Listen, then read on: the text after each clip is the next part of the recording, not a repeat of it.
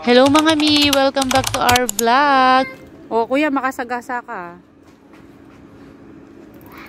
Laki. O huwag kang masyadong diretso dyan. Palusong dyan. So ito nga, nagpunta muna kami dito sa may memorial na malapit sa amin. Para nga turuan itong si kuyang magbike. Ito ko si Adam. Adam!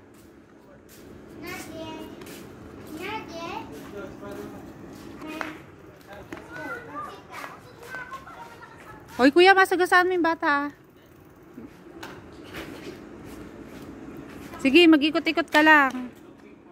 At nagulat nga kami mga mi na pagdating nga niya dito ay kaya naman pala niyang magbike. So naalala ko nga nung bata siya, marunong naman talaga siyang magbike. Nahinto lang talaga dahil nga wala kaming space doon para makapagbisikleta siya. So ito nga't kaya naman na niya, kaya ayan, medyo madali na sa kanya. Medyo nahirapan lang siyang lumiko-liko.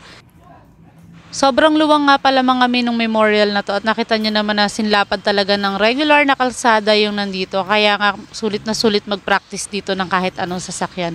So naalala ko din mga mi, dito nga rin pala ako nag-practice mag-drive ng 4 wheels. At dito nga, munti ko nang aakitin yung mga gutter na yun na nag-aaral pa ako. So si daddy rin pala yung nagturo sa akin dito. At naalala ko din yung ginagamit kong sasakyan ay yung Innova nila nanay. So ito nga si kuya, ayan nakikita nyo mga mi at sanay na talaga namang napakatulin. Humaharurot na sa pagbibisikleta mga mi, ayan na. At alam nyo ba kung ilang gasgas din ang nakuha niyan? Mga 2 gasgas din meron niya sa paa.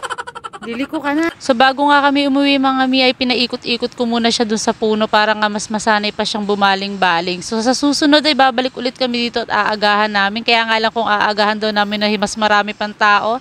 Dahil dun dumating nga kami napakaraming libing kaya hindi agad kami nakapagbisikleta. So paano mga mi, hanggang dito na lang muna. Thank you for watching.